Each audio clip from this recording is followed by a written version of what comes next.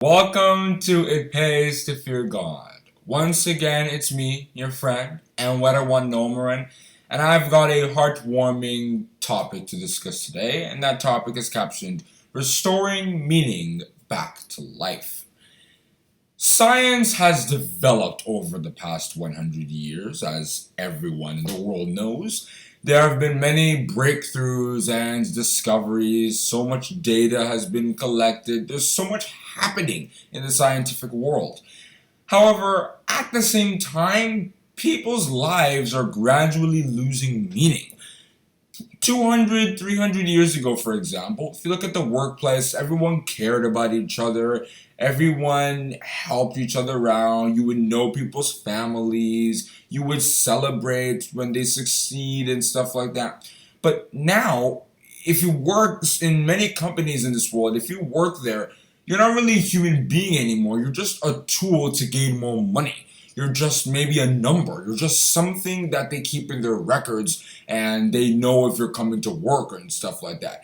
They don't really care about you as a person. It's just what you are giving to the company.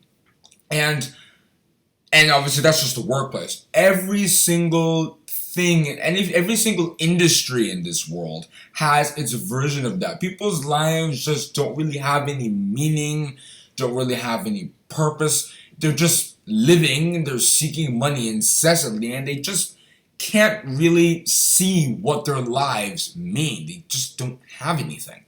Even though many of them are educated and wealthy, they've got a lot of stuff going on.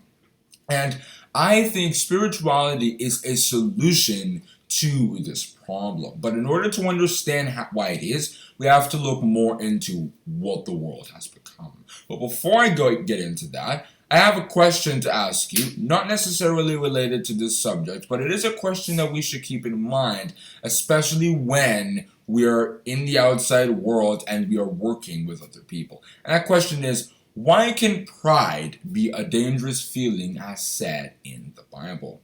You can answer that question in the comment section below, and we may make a video in the future where we address such a topic. But let's get more into how people's lives have lost meaning in our time. Essentially, because of everything that's going on, as like I said, science is booming and all of that, and the world standards are constantly going up and up, you now need more time and effort to compete with the world. You need to be constantly thinking about how to invest in the stock market, how to maybe get a mortgage, how to go abroad, whatever people expect you to be doing. And this has drained many people's lives away because after they achieve all of that, after they go abroad or after they make as much money as they wanted, they just suddenly don't feel satisfied anymore. They realize that those things don't really end up satisfying you. Some people, they work their butts off. They spend years and years and years not caring about anything else. It's just about money. And then the moment they get all that money, they're just like, it's meaningless. It doesn't really help them. And King Solomon reflected on this in Ecclesiastes chapter 5 verse 10, where he told us, "He that loveth silver shall not be satisfied with silver, nor he that loveth abundance with increase. This is also vanity." I want you to mark that word vanity because that is really the reason why people's lives are starting to become meaningless. It's because they're seeking after vanity. Vanity is meaningless things. If you look at money and data and all that, they don't have any kind of spiritual connection and they don't really help our lives. They don't really make us live more fruitful, productive, and better lives. And that's why when we base all our lives on that, when they have no spiritual connection, then we suddenly see that our lives get more boring, they get more meaningless, they just don't have much of a purpose. And obviously King Solomon said another thing important to this in Ecclesiastes chapter 4 verse 8, where he talked about how people who work their butts off and labor so much, you just come and realize, what's the purpose of it? And there he told us, "There is one alone, and there is not a second. Yea, he hath neither child nor brother. Yet is there no end of all his labor. Neither is his eye satisfied with riches. Neither saith he, For whom do I labor, and bereave my soul of good? This is also vanity, yea, it is a sore travail. Jesus Christ understood this, which is why in Luke chapter 12, verse 15, he told us, Take heed, and beware of covetousness. For a man's life consisteth not in the abundance of the things which he possesseth. Because people's lives are becoming less spiritual, spirituality is moving away from the world. If you read places like Matthew chapter 24, verses 15 and 16, and Amos chapter 8, verse 11, which we've made other videos to explain, people's lives are generally becoming more meaningless. And that was why Deuteronomy chapter 28 and verses 58 and 67 make us to know that when we forsake God and don't really care about His laws, we'll always be wishing that it's another time. Our lives just don't really have that purpose, and we're not really satisfied anymore. And we shouldn't forget Isaiah chapter 29 verse 8, where God Himself told us that when we live lives that don't involve Him anymore, those things will start to occur. And there He told us, It shall even be as when a hungry man dreameth, and behold, he eateth, but he awaketh, and his soul is empty. Or as when a thirsty man dreameth, and behold, he drinketh, but he awaketh, and behold, he is faint, and his soul hath appetite. So shall the multitude of all the nations be that fight against Mount Zion. Any nation, any people who decide to go against God's laws and forsake Him, they're going to say that their lives end up like that. See also Job chapter 31 and verses 24 and 28. However, to really understand this, let's look at two examples of people who sought after vanity, and it was only after they sought after it that they realized that it was vanity and it didn't really help their lives. Let's look at King Ahab in 1 Kings chapter 21. He, of course, was a king, so you would expect that he would live in a palace and he would have lots of gardening, all the room that he'd want. But it was Naboth's vineyard, a small vineyard in comparison to his, that he now wanted, probably because it might look good with all the others that he might have had. And he wanted to take it. However, he didn't really know how he would do it because the lawful ways of doing it just didn't seem possible. Then Jezebel brought an unlawful way of doing it, and that's how he got it. They brought false witnesses against Naboth, and Naboth was stoned and everything, and then King Ahab inherited the vineyard. However, after he got it, then a prophet came to him and told him that, you've done something really horrible and your household is going to suffer heavy punishment as a result. And all of a sudden, the vineyard was useless because he was like, what's a vineyard when my entire household is going to be destroyed? So then he humbled himself before God. He put ash on his head and so on, which was a common Jewish thing. And then God listened to him and didn't bring the judgment upon him, but his household still suffered that with other people to do it. And if you also look at the story of Judas, you can see that Judas didn't really like Jesus Christ. He was sort of someone who was a familiar friend but didn't really like Jesus. If you read Psalms chapter 41 verse 9, in fact, he was a fulfillment of that text. And he decided to betray Jesus Christ for 30 pieces of silver. He was already a lover of money, which is why he was stealing from the money bag in John chapter 12 verse 6 and so on.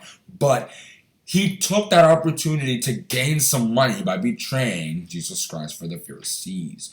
However, after Jesus Christ was eventually crucified and hanged, he then realized, wait, what's all this money for? He wanted to give it back, but it was too late. That's when he realized that it was vanity. His life had no meaning anymore. And that was why he committed suicide in Matthew chapter 27 from verses 1 to 5. Anyone else who commits suicide in this world usually does it as a result of frustration and not really having a purpose in life. And that brings me to my next point. We can make sure that doesn't happen to us. We can make sure that our lives do have purpose. They do have meaning with something called spirituality. And let me just break down what that means and how it exactly satisfies our souls and gives it meaning and purpose. Spirituality, broadly, can be defined as how we worship God, how we see God, how we stand for God and live according to his principles. We think according to how the spirits think, how God and Jesus Christ reason. When we do that, we are being spiritual. And the Bible makes us to know that God created us so that we could be that. He created us so that we could fear him. If we read Ecclesiastes chapter 12 verse 13 and worship him, we read Isaiah chapter 43 verse 21. And our purpose was also described in Genesis chapter 1 from verses 26 to 28. And that entire idea of spirituality, which can be broken down into the goodness of God, the love of God, the mercy of God, and so on, and the salvation of God too, that satisfies us with a satisfaction that the world cannot give. And let me explain why. Essentially, there is something in every human being, our heart, and that is not really a physical thing because you can't satisfy it with physical stuff. It is a sort of spiritual thing in a light that many people try to satisfy with worldly things, but then they come and realize that they don't gain anything because physical things cannot make you happy. You cannot use money to bring happiness because money does not create happiness. Same goes with continuously doing research and data for scientific purposes. They do not actually make us happy because those are just physical things, whereas what we're trying to satisfy is not physical. But when we are spiritual, when we hope in God and his plan for mankind, then we become happy.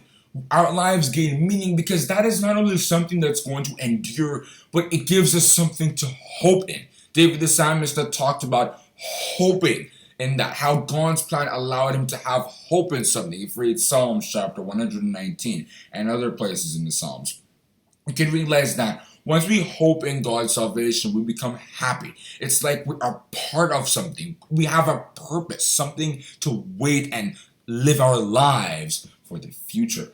That is something that if you just seek for money, you're not going to get. But when you become spiritual, you start to get that. And there are many, many, many places in the Bible that talk about that satisfaction, that happiness, that goodness that comes from the salvation of God, the mercies of God, and so on. For example, if you read Psalms chapter 81 verse 10, God said that we should open our mouths wide and he will fill it. If you look at John chapter 4 and verses 13 and 14 and chapter 7 from verses 37 to 39, Jesus Christ said that people who drink his water and follow his principles, they will be satisfied. They will never hunger again. It's not physical hunger and physical thirst. It's the fact that our lives now have hope. We never feel like life is meaningless, purposeless anymore. We feel like we're here for a reason and we need to do certain things in order to achieve a very profitable goal.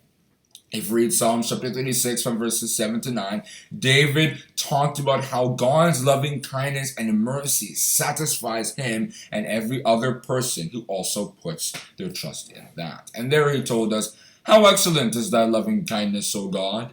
Therefore the children of men put their trust under the shadow of thy wings. They shall be abundantly satisfied with the fatness of thy house, and thou shalt make them drink of the river of thy pleasures. For with thee is the fountain of life, in thy light shall we see light. And he also said in Psalms chapter 65 verse 4, blessed is the man whom thou choosest and causest to approach unto thee, that he may dwell in thy courts. We shall be satisfied with the goodness of thy house, even of thy holy temple. And we shouldn't forget, he also said that God's loving kindness is better than life, even in Psalms chapter 63 verse 3. It's for these reasons that Colossians chapter 3 verse 2 tells us that we should pay more attention to the heavenly things than the physical things. When we pay attention to those spiritual things, that is what will make us happy in the end. All of this is done, by the way, through the Holy Spirit. If you read Romans chapter 15 verse 13. I hope that I've been able to paint a picture for you that helps you know that spirituality is a solution to that lack of meaning in your life potentially. It gives us hope.